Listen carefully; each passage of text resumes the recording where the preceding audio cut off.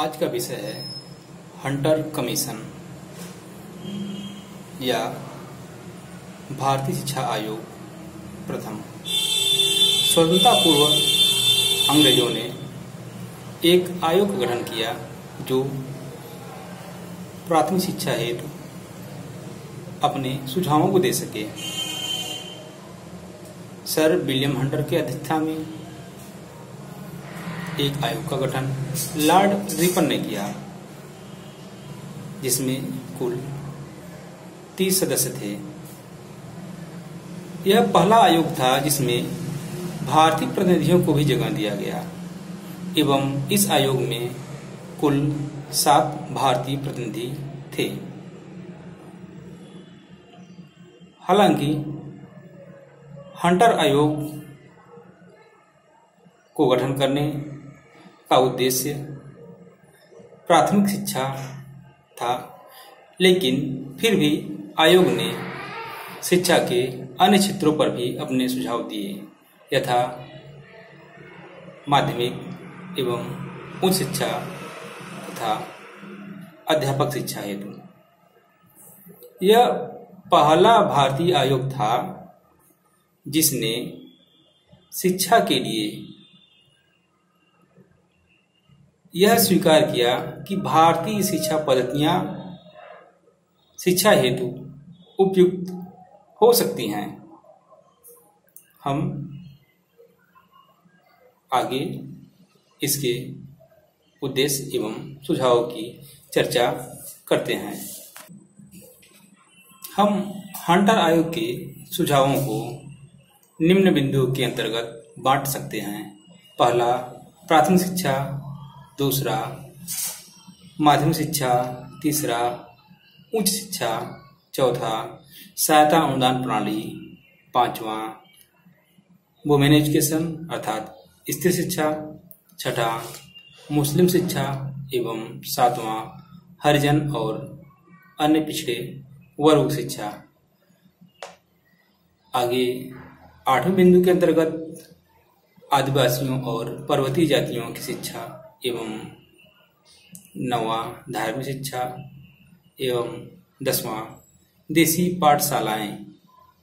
यह पहला आयोग था जिसने शिक्षा के सम क्षेत्रों पे अपना सुझाव दिया। हालांकि जैसा कि मैंने आपको पहले बता दिया कि इस आयोग का मुख्य उद्देश्य प्राथमिक शिक्षा में अपेक्षित सुधार था। हम आगे बिंदुवार हंटर आयोग के सुझावों की चर्चा करते हैं तथा पहले बिंदु को हम लेते हैं। पहला बिंदु है प्राथमिक शिक्षा। प्राथमिक शिक्षा के अंतर्गत हंटर आयोग ने यह स्वीकार किया कि अब वह समय आ गया है कि भारतीयों को शिक्षा की जिम्मेदारी सौंपी जाए तथा इसने प्राथमिक शिक्षा हेतु सरकारी विद्यालयों के साथ साथ जो भारतीय देसी शिक्षा प्रणालियां थी उसको भी स्वीकार करते हुए उनके द्वारा शिक्षा देना स्वीकार किया एवं सरकार को सुझाव दिया कि ऐसे संस्थाओं को मान्यता प्रदान किया जाए, यथा गुरुकुल विद्यालय, मदरसे एवं भारतीयों द्वारा दी जाने वाली शिक्षाशालाएं। हम आगे बढ़ते हुए प्राथमिक शिक्षा के अन्य सुझावों पर चर्चा करते हैं। कमीशन ने सबसे महत्वपूर्ण बात जो स्वीकारी वह था कि शिक्षा का प्रसार सामान्य जनों तक होना चाहिए। यथा कि हम जानते हैं कि मैकाले ने अपना निस्यंदन सिद्धांत अर्थात फिल्ट्रेशन थ्योरी दिया था, जिसके अंतर्गत उसने यह कहा था कि हमें सिर्फ उस उच्च वर्ग के लोगों को शिक्षा देनी चाहिए और वह धीरे धीरे समाज में नीचे की ओर आते हुए अन्य लोगों को शिक्षा देगी, जो कि बिल्कुल ही अव्यवहारिक था इसे कभी स्वीकार नहीं किया गया। लेकिन प्रथम भारतीय शिक्षा आयोग अर्थात हंटर आयोग ने यह स्वीकार किया कि सामान्य जन को शिक्षा दी जाए। दूसरे सुझाव में हंटर आयोग ने सुझाव दिया कि प्राथमिक शिक्षा के लिए राज्यों को विशेष प्रयास करने चाहिए। जनजातियों, पिछड़ी जातियों की शिक्षा का संपूर्ण भार राज्य को लेना चाहिए। आयोग ने अपने अन्य सुझाव में यह बताया कि जनसाधारण की प्राथमिक शिक्षा का प्रबंध एवं प्रसार एवं उसमें अपेक्षित सुधार का दायित्व राज्य सरकार को लेना चाहिए। यह पहला आयोग था जिसने यह कहा कि प्राथमिक शिक्षा का उत्तरदायित्व राज्य को लेने चाहिए एवं इसका प्रशासन स्थानीय निकायों को सौंप देना चाहिए एवं आर्थिक व्यवस्था के अंतर्गत इस आयोग ने सुझाव दिया कि प्राथमिक संस्थाओं पर होने वाले खर्च को राज्य द्वारा वहन किया जाना चाहिए तथा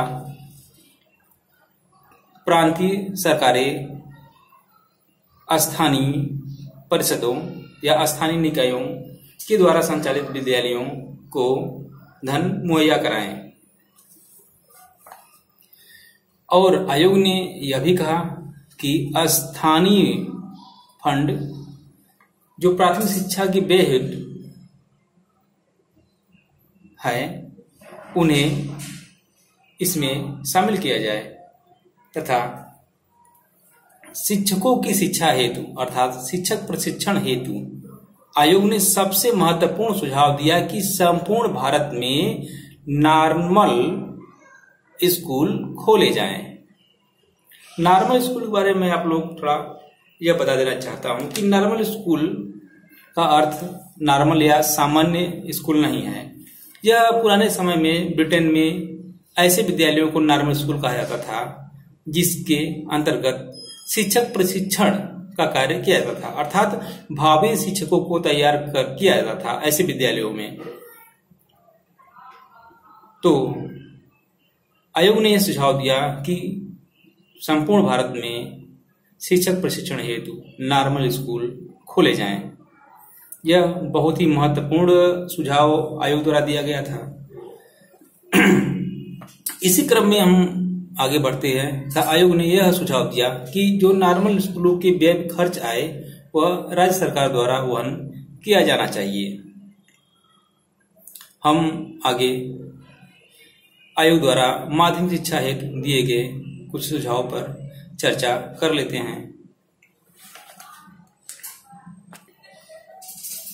इस आयोग ने जो सबसे महत्वपूर्ण सुझाव दिया उसमें से एक यह है कि इस आयोग ने यह स्वीकार किया कि शिक्षा मातृभाषा में प्रदान किया जाए, जो आयोग का मुख्य सुझाव था। हम प्राथमिक शिक्षा हेतु आयोग के एक सुझाव पर एक सरसरी निगाह डालते हैं तो यह पाते हैं कि आयोग ने मुख्य रूप से प्राथमिक शिक्षा हेतु 3 महत्वपूर्ण सुझाव दिए। पहला, प्राथमिक शिक्षा का क्रियान्वयन अर्थात कार्यभार स्थानीय निकायों को दिया जाए अर्थात नगर पालिका, नगर पंचायत, ग्राम पंचायत इत्यादि।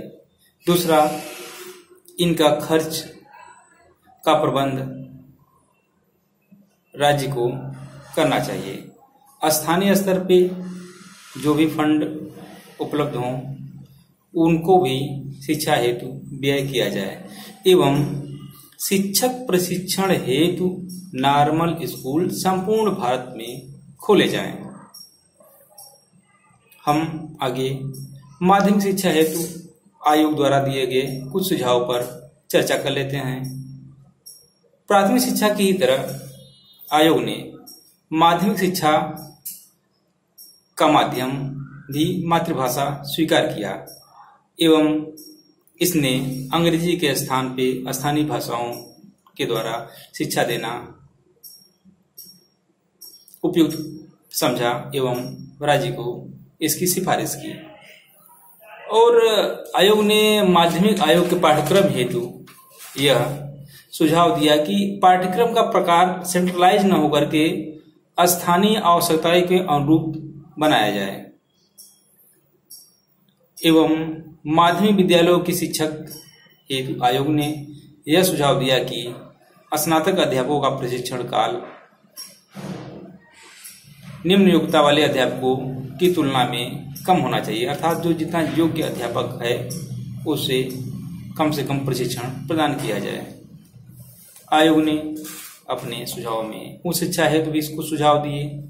इसमें उसने कहा कि महाविद्यालयों को अनुदान देते समय महाविद्यालय के शिक्षक की संख्या, महाविद्यालय की कार्य क्षमता, स्थानीय आवश्यकता आदि को ध्यान में रखा जाना चाहिए।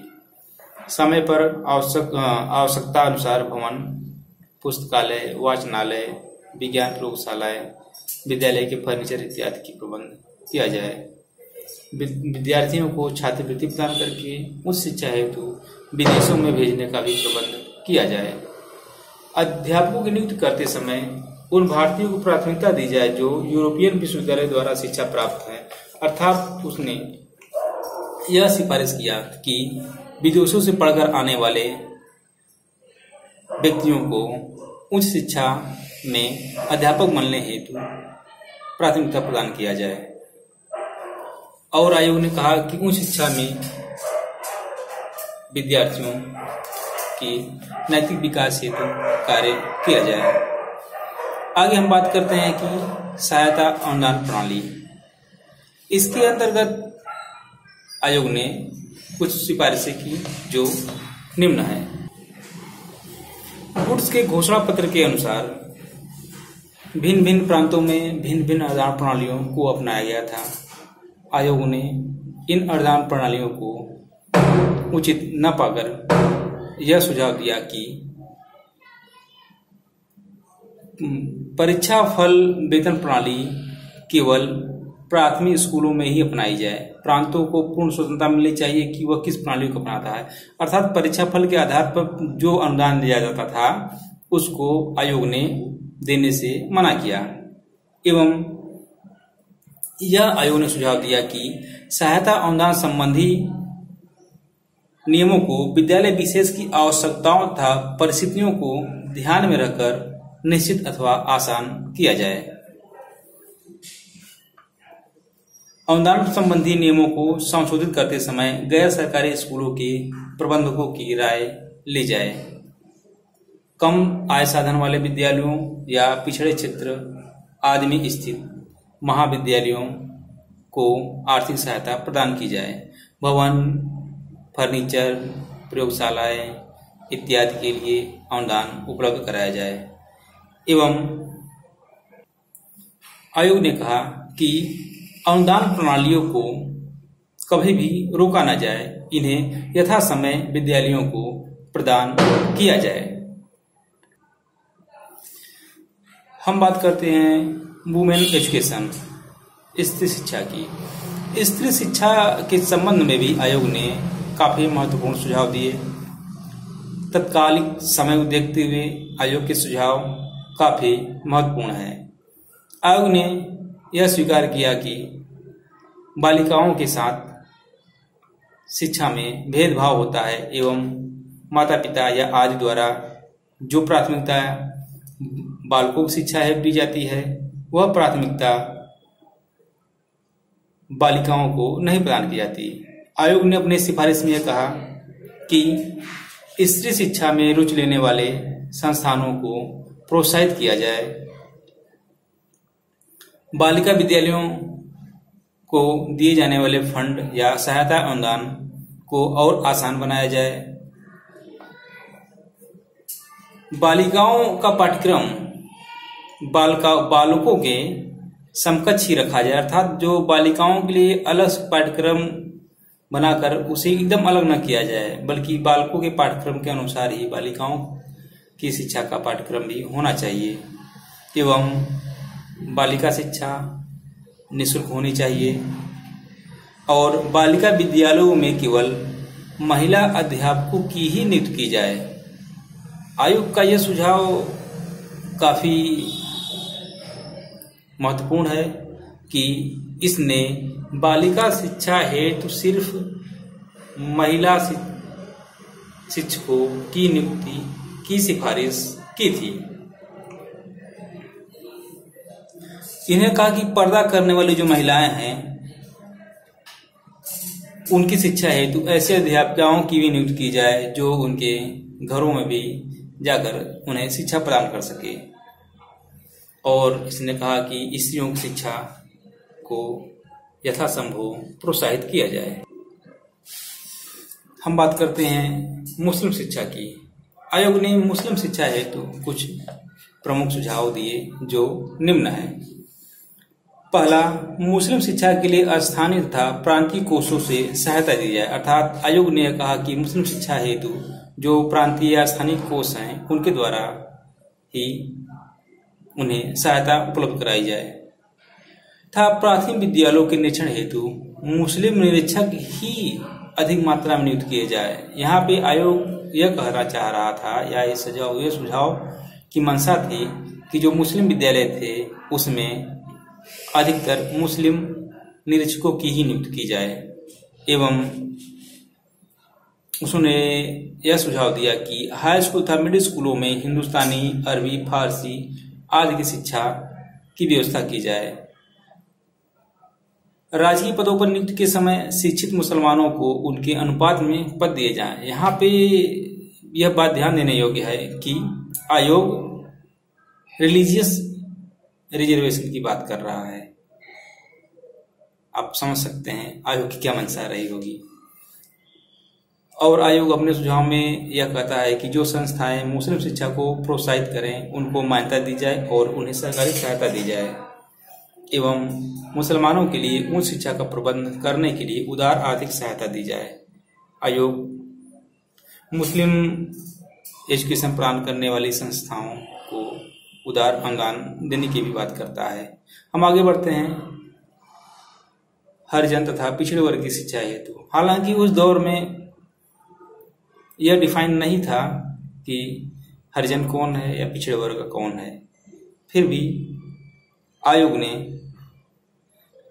जो सिफारिशें दी कि जो वंचित वर्ग है उसकी शिक्षा हेतु प्रोत्साहित करने वाले प्रबंध किए जाएं। हम उन्हीं सुझावों को मान लेते हैं कि यह आयोग द्वारा दिया गया सुझाव था जो हरिजनों एवं पिछड़े वर्ग के लोगों को शिक्षा प्रदान करने हेतु दिया गया था। आयोग कहता है कि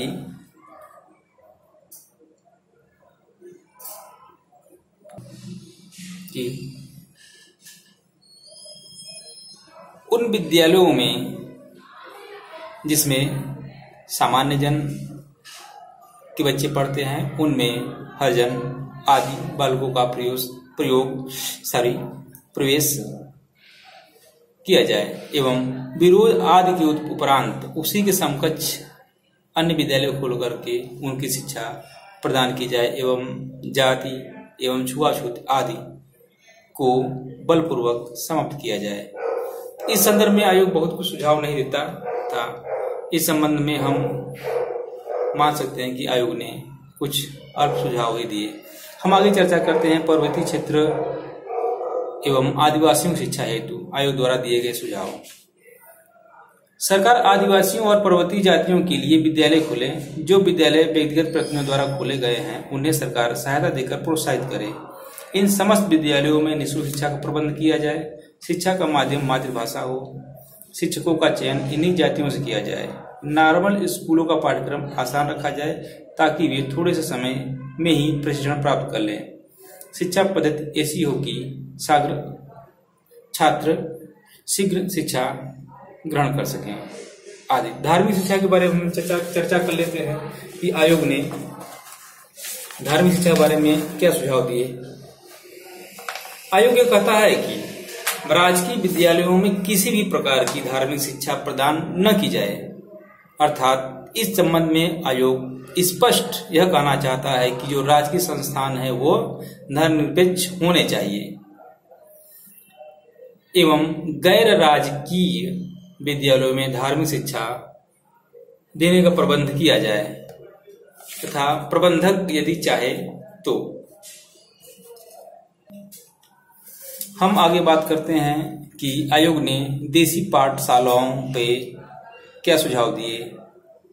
आयोग ये पहला आयोग था, जैसा कि हम पूर्व चर्चा कर चुके हैं कि यह पहला आयोग था जिसने भारतीय शिक्षा पद्धति को स्वीकार किया, मातृभाषा द्वारा दिया शिक्षा प्रदान करने को अपनाया, एवं पहला आयोग था जिसमें भारतीय प्रतिनिधि भी शामिल थे। हम देसी पाठशालाओं पे आयोग द्वारा दिए गए कुछ प्रमुख सुझाव की चर्चा करते हैं। इसमें आयोग ने प्रथम सुझाव आयोग का था, उसमें आयोग ने यह कहा कि देसी पाठशालाएं जो अध्यापकों, मौलवियों आदि द्वारा चलाई जा रही हैं, उनको भी आर्थिक सहायता प्रदान किया जाए एवं उनका संचालन का उत्तरदायित्व महापालिकाओं तथा जिला बोर्डों को सौंप दिया जाए और उनके पाठ्यक्रम में हस्तक्षेप न किया जाए। यहाँ देसी विद्यालयों के पाठ्यक्रम एवं शिक्षा पद्धति को भी स्वीकार किया गया। सबसे महत्वपूर्ण बात यह है। एवं विद्यालयों के प्रशिक्षण हेतु भी उचित प्रबंध करने का सुझाव आयोग ने दिया। हम पाठ को यहीं पर समाप्त करते हैं तथा कुछ मुख्य बिंदुओं पर चर्चा करते हुए पाठ को समाप्त करते हैं। हंटर आयोग अर्थात भारतीय शिक्षा आयोग, जिसका गठन 1882 एवं 83 में किया गया। यह पहला आयोग था जिसमें भारतीय प्रतिनिधि शामिल थे एवं यह पहला आयोग था जिसने मातृभाषाओं को शिक्षा का माध्यम के रूप में स्वीकार किया। यह पहला आयोग था जिसने यह कहा कि शिक्षक प्रशिक्षण हेतु संपूर्ण देश में नॉर्मल स्कूल खोले जाएं। हम आयोग की कुछ बिंदुओं के अंतर्गत आलोचना भी कर सकते हैं कि जैसे आयोग ने प्राथमिक शिक्षा का संपूर्ण भार स्थानीय निकायों पर सौंपकर काफी हद तक प्रांतीय सरकारों के बोझों को कम करने का प्रयास किया एवं आयोग ने उस शिक्षा में विदेश से पढ़े हुए लोगों को अध्यापक बनने हेतु प्रथम वरीयता देने का सुझाव दिया। आयोग ने